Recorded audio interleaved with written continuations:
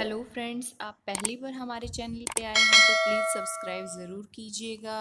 Evening friends, आज हम अपने इस वीडियो में पढ़ेंगे बेस के बारे में, बेस की केमिकल प्रॉपर्टीज़ के बारे में और बेसिस के क्या क्या यूज़ होते हैं। तो चलिए स्टार्ट करते हैं। बेस क्या होता है? सब्सटेंस। एक आर्हेनियस कंसेप्ट के अनुसार बेस वो कंपाउंड्स होते हैं, वो होते हैं जो क्या करते हैं, अपने हाइड्रोक्साइड आयन क्या करते हैं, रिलीज करते हैं। यदि हम किसी एक्वस सॉल्यूशन में उसको डालें तो हाइड्रोक्साइड आयन क्या करते हैं, रिलीज करते हैं, डिसोशिएट करते हैं। उन्हें हम क्या बोलते हैं? बेस बोलते हैं। ठीक है, तो बेसिस आपको पता होगा, bases are the substances which have bitter taste. उनका जो टेस्ट होता है वो बहुत कड़वा होता है। यदि हम उनको टच कर कर देखते हैं तो वो साबुन की जैसी फीलिंग देते हैं हमें। स्लिपरी नेचर होता है उनका, इसलिए सॉपी टच बोला गया है।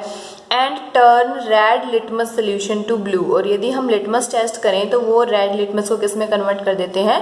ब्लू में। ठीक है, फिर बेसिस को डिफाइन किया गया है स्ट्रॉन्ग बेस और वीक बेस में, दो पार्ट्स में डिवाइड किया गया है। स्ट्रॉन्ग बेस क्या होते हैं? जो कंप्लीटली आयोनाइज हो जाते हैं एक्वस सॉल्यूशन के अंदर, यानी कि कंप्लीटली टूट जाते हैं अलग अलग OH हाइड्रोक्साइल आयन में। ठीक है, उन्हें तो क्या बोलते हैं? Strong base. जैसे कि आपका सोडियम हाइड्रोक्साइड हो गया, पोटेशियम हाइड्रोक्साइड हो गया, एटसेट्रा। वीक बेस क्या होते हैं? जो हमारे स्मॉल एक्सटेंट पर क्या होते हैं? आयोनाइज होते हैं। उन्हें हम क्या कहते हैं? वीक बेस कहते हैं। और क्या देते हैं? वो भी हाइड्रोक्साइड आयन। जैसे कि एग्जांपल है अमोनियम हाइड्रोक्साइड हो गया, कैल्शियम हाइड्रोक्साइड हो गया। जो वीक बेस होते हैं फ्रेंड्स, उनको वीक इलेक्ट्रोलाइट्स भी कहा जाता है, क्योंकि वो क्या होते हैं? सिर्फ लिमिटेड एक्सटेंट में ही क्या होते हैं? आयोनाइज होते हैं। तो ये तो बात थी इनकी डेफिनेशन की। अब हमारी, जैसे हमने एसिड्स के बारे में पढ़ा था, बेसिसिटी ऑफ एसिड पढ़ी थी, ऐसे ही हम बेस में पढ़ेंगे एसिडिटी ऑफ बेस या फिर हाइड्रोक्सिसिटी ऑफ बेस। ये क्या होती है? It is equal to the number of hydroxide ion furnished by a base molecule in its aqueous solution. यानी कि डिसोसिएशन होने के ऊपर कितने नंबर ऑफ हाइड्रोक्साइड आयन निकले हमारे सॉल्यूशन के अंदर।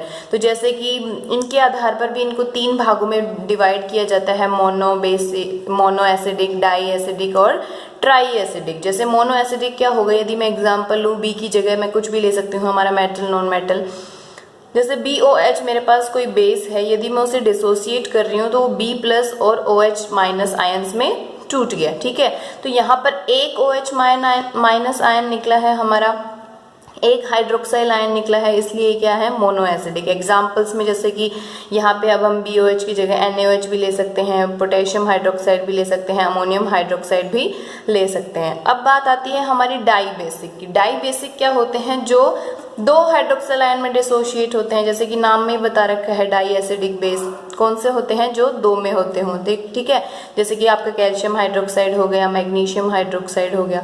ट्राई एसिडिक बेस कौन से होते हैं? जो 3 हाइड्रोक्साइल आयन में डिसोशिएट होते हों, जैसे कि आपका एल्यूमिनियम हाइड्रोक्साइड हो गया। ठीक है, तो ये तो इनकी एसिडिटी ऑफ बेस के आधार पर, या फिर हम बोल सकते हैं हाइड्रोक्सिटी ऑफ बेस के आधार पर, इनको 3 भागों में डिवाइड किया था, मोनो एसिडिक, डाई एसिडिक और ट्राई एसिडिक। अब हमारी बात आती है chemical properties of base. Base की केमिकल प्रॉपर्टीज, जैसे कि हमने एसिड्स के साथ पढ़ी थी केमिकल प्रॉपर्टी। एसिड्स की प्रॉपर्टी का आपको लिंक हमारे डिस्क्रिप्शन बॉक्स में मिल जाएगा, जो कि हम प्रीवियस वीडियोस में कर चुके हैं। केमिकल प्रॉपर्टी ऑफ बेस में सबसे पहली रिएक्शन करवाते हैं हम। यदि हम बेस की रिएक्शन एसिड्स के साथ करवाएं तो हमेशा आपको पता है एसिड और बेस मिलकर क्या बनाते हैं? सॉल्ट प्लस वाटर बनाते हैं। ठीक है, तो वो हमारा न्यूट्रलाइजेशन रिएक्शन जिसे हम कहते हैं, वो वाली रिएक्शन है आपकी यहाँ पे ये। ठीक है, तो जैसे कि मैंने बेस लिया और एसिड लिया, दोनों को मिलाया तो क्या बन गया? सॉल्ट बन गया और वाटर बन गया। ये मैंने एक और कैल्शियम हाइड्रोक्साइड बेस लिया, आपका हाइड्रोक्लोरिक एसिड मैंने एसिड लिया है, तो कैल्शियम क्लोराइड सॉल्ट बन गया और प्लस में वाटर बन गया। दूसरी रिएक्शन फ्रेंड्स हम देखेंगे, reaction of base with metals. Metals के साथ जब हम बेस की रिएक्शन करवाते हैं तो क्या होता है?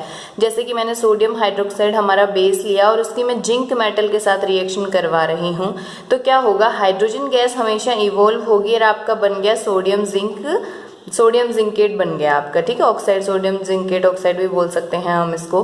तो क्या हुआ? ये एक एक्टिविटी करके दिखा रखी है आपको कि यदि हम एक बीकर लें, उसके अंदर जिंक के कुछ छोटे छोटे ग्रैन्यूल्स डाल रही है, ऊपर से मैं बेस डिसॉल्व कर रही हूँ उसके अंदर, तो मैं टेस्ट करके देखूंगी कि हाइड्रोजन गैस इवोल्व हुई या नहीं हुई। उसके लिए मैं क्या करूंगी, कैंडल, जलती हुई कैंडल लेके जाऊंगी। यदि पॉप साउंड आता है तो हमारी हाइड्रोजन गैस इवोल्व होती है।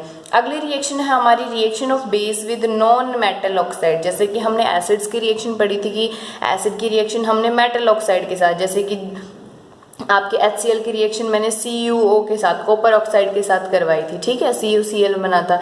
तो ऐसे ही हमारी बेस की रिएक्शन नॉन मेटल ऑक्साइड के साथ करवाएंगे, मेटल ऑक्साइड के साथ नहीं, नॉन मेटल। तो नॉन मेटल यहाँ पे क्या है, कार्बन, और ऑक्साइड के रूप में हमने क्या लिया है, ऑक्सीजन, ठीक है। ये हमारा बेस हो गया। जैसे कि सोडियम हाइड्रोक्साइड बेस की रिएक्शन यदि मैंने नॉन मेटल ऑक्साइड है हमारा कार्बन डाइऑक्साइड, इसके साथ करवाई तो मेरा बना सोडियम कार्बोनेट प्लस वाटर, वही सॉल्ट प्लस वाटर, ठीक है। एक और रिएक्शन बताई है कैल्शियम हाइड्रोक्साइड की करवाई नॉन मेटल ऑक्साइड के साथ, तो वो भी कैल्शियम कार्बोनेट और वाटर, ठीक है। फिर अगली रिएक्शन आती है हमारी reaction of base with heavy metal salt. Base की रिएक्शन किसके साथ करवाएं हम, हैवी मेटल सॉल्ट्स के साथ, जो कि सोल्यूबल होते हैं वाटर में। जो मेटल सॉल्ट्स होते हैं वो एक्वस सॉल्यूशन के साथ रिएक्ट करते हैं और एक प्रेसिपिटेट बनाते हैं, किसी भी कलर का प्रेसिपिटेट हो सकता है, ठीक है। इनसोल्यूबल मेटालिक हाइड्रोक्साइड, जो कि क्या होता है, इनसोल्यूबल होता है, ठीक है। और ये डबल डिस्प्लेसमेंट रिएक्शंस की तरह ही होती है। जैसे कि जिंक सल्फेट ले लिया मैंने, ठीक है, ये हमारा क्या है, मेटल सॉल्ट है। इसकी रिएक्शन हम बेस के साथ करवा रहे हैं तो हमारा सोडियम सल्फेट बन गया और जिंक हाइड्रोक्साइड। जो हमारा सोडियम सल्फेट था वो तो सोल्यूबल सॉल्ट बन गया, लेकिन जो जिंक हाइड्रोक्साइड था ये पीपीटी के फॉर्म में हमारे पास फॉर्म्ड हो जाएगा, व्हाइट कलर की पीपीटी बनेगी, ठीक है। एक आता है फिर कॉपर सल्फेट की रिएक्शन करवाई हमने अमोनियम हाइड्रोक्साइड, ये हमारा बेस है और ये हमारा क्या है, हैवी मेटल सॉल्ट है, ठीक है। तो अमोनियम सल्फेट बन गया प्लस में कॉपर हाइड्रोक्साइड बन गया आपका, ठीक है, स्लैक्ट लाइम जिसे बोलते हैं आप। अगला आता है फेरिक क्लोराइड की रिएक्शन हमने करवाई हमारी NaOH के साथ, तो वही NaCl बना और फेरस हाइड्रोक्साइड ब्राउन कलर की पीपीटी बन गई, ठीक है। तो ये सारे आपने देखा होगा डबल डिस्प्लेसमेंट, यहाँ पे आयंस का क्या हो रहा है, डिस्प्लेसमेंट हो रहा है, ठीक है। तो ये डबल डिस्प्लेसमेंट रिएक्शंस के ही एग्जाम्पल हैं जब हम बेस की रिएक्शन किसके साथ करवाते हैं, हैवी मेटल्स के साथ। अब हम पढ़ेंगे कि यूजेस क्या क्या होते हैं हमारे बेस के, जैसे कि सोडियम हाइड्रोक्साइड जो बेस है जिसका दूसरा नाम होता है कास्टिक सोडा, इसका यूज़ क्या करने के लिए किया जाता है, मैन्युफैक्चर ऑफ सोप, साबुन वगैरह बनाने में, पेपर, सिंथेटिक फाइबर जो होता है आपका, रेयन जो फाइबर होता है उसको बनाने के लिए जो सोल्यूशन यूज़ होता है वो भी आपका सोडियम हाइड्रोक्साइड होता है। पेट्रोल रिफाइनिंग में भी यूज़ किया जाता है, लेबोरेटरीज में भी यूज़ किया जाता है, और इसका दूसरा नाम क्या आता है, कास्टिक सोडा। हमारा पोटेशियम हाइड्रोक्साइड का यूज़ क्या बोलेंगे, इसको कास्टिक पोटाश कहा जाता है, ये दोनों ही स्ट्रॉन्ग बेस हैं हमारे। It is used in alkaline batteries, जो हमारी एल्कलाइन बैटरीज होती हैं, सॉफ्ट सॉप्स होते हैं, उन सब में इनका यूज़ किया जाता है, ठीक है। थर्ड आता है हमारा कैल्शियम हाइड्रोक्साइड जो होता है, ये मैन्युफैक्चर करने के लिए यूज़ किया जाता है, ब्लीचिंग पाउडर को बनाने के लिए, सॉफ्टनिंग और हार्ड वाटर की सॉफ्टनिंग करने के लिए भी यूज़ किया जाता है। न्यूट्रलाइजिंग एसिड इन सोयल, यानी कि जब हमारी सोयल बहुत ज़्यादा एसिडिक हो जाती है तो उसे न्यूट्रलाइज करने के लिए जो हम सोल्यूशन बनाते हैं या फिर मिलाते हैं वो कैल्शियम हाइड्रोक्साइड का ही होता है। इसका दूसरा नाम क्या होता है, स्लैग्ड लाइम, ठीक है। ये बहुत बार पूछा जाता है इसका नाम, तो आप यहाँ से याद करेंगे। इनके यूजेस में से बहुत सारे क्वेश्चंस जनरेट होते हैं, ठीक है। मैग्नीशियम हाइड्रोक्साइड जैसे कि MgOH2 है हमारा, ये डाई एसिडिक है, आपको पता होगा, ये भी डाई एसिडिक है, ये भी डाई एसिडिक है। यदि इनको एक्वस सॉल्यूशंस में डिसॉल्व करें तो ये क्या देंगे, 2 हाइड्रोक्साइल आयन देंगे। तो जो मैग्नीशियम हाइड्रोक्साइड है वो जनरली हम एंटाएसिड्स टैबलेट्स के रूप में यूज़ करते हैं। एंटाएसिड्स क्या होते हैं, जो एसिड के इफेक्ट को कम कर दें, न्यूट्रलाइज कर दें। जैसे कि हमें ज़्यादा ओवर ईटिंग करने से एसिडिटी वगैरह हो जाती है, हमारे स्टमक के अंदर HCl जो होता है एसिड, वो बहुत ज़्यादा अमाउंट में रिलीज होना स्टार्ट कर देता है, तो हमें एसिडिटी हो जाती है, पेन होता है, इरिटेशन होती है। तो उस एक्सेस ऑफ एसिड के इफेक्ट को कम करने के लिए हम जो टैबलेट्स लेते हैं, उन टैबलेट्स में यानी कि आप इंडाइजेशन को क्योर करने के लिए जो लेते हैं वो होता है हमारा मिल्क ऑफ लाइम भी कहा जाता है इसे, और उसमें कौन सा बेस प्रेजेंट होता है, आपका मैग्नीशियम हाइड्रोक्साइड। दूसरा यहाँ पे न्यूट्रलाइजेशन रिएक्शंस में हम सोडियम हाइड्रोजन कार्बोनेट भी लेते हैं जिसे बेकिंग सोडा बोलते हैं, ठीक है। अगला आता है हमारा अमोनियम हाइड्रोक्साइड। अमोनियम हाइड्रोक्साइड जो होता है it is used for removing grease stain from cloth, जैसे क्लोथ्स वगैरह पे जो हमारे ग्रीस वगैरह के दाग धब्बे लग जाते हैं, तेल के दाग धब्बे लग जाते हैं, तो उनको हटाने के लिए बेसिकली यूज़ किया जाता है। तो ये हमारे इंडस्ट्रियल यूज़ हो गए हमारे बेसिस के, ठीक है। इनके अलावा भी इनके जैसे विंडो क्लीनर्स में भी यूज़ किए जाते हैं कई बेस, ठीक है। आपको अब अगला क्वेश्चन आता है, यहाँ से एक जनरेट होता है कि जो हमारा अमोनिया ये है NH3 है, does not contain hydroxyl group. इसमें ये OH तो नहीं लगा रखा हमने इसके साथ, जैसे कि आपने कितने भी बेस देखे होंगे सबके साथ OH लग रखा है, ठीक है, लेकिन इसमें तो नहीं लग रहा।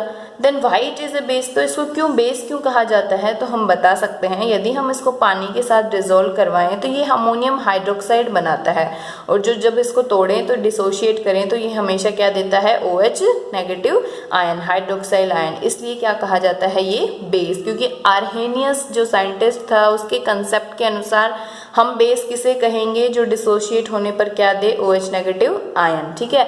और एसिड किसे कहेंगे, जो डिसोशिएट होने पर H+ आयन दे, ठीक है। तो ये हमारी प्रॉपर्टीज थी और यूजेस थे आपके बेसिस के, ठीक है। वीडियो पसंद आए तो लाइक शेयर सब्सक्राइब ज़रूर कीजिएगा। अगले पार्ट में हम सॉल्ट्स के बारे में और pH स्केल के बारे में पढ़ेंगे, ठीक है। और प्रीवियस वीडियोस के लिए आपको डिस्क्रिप्शन बॉक्स में लिंक मिल जाएगा, जिसमें हमने एसिड की प्रॉपर्टीज़ के बारे में पढ़ा है, ऑर्गेनिक एसिड, मिनरल एसिड्स के बारे में पढ़ा है और बेसिसिटी ऑफ एसिड्स पढ़ा है, ठीक है। तो ये हमारा 4th पार्ट है इस चैप्टर का बेसिकली।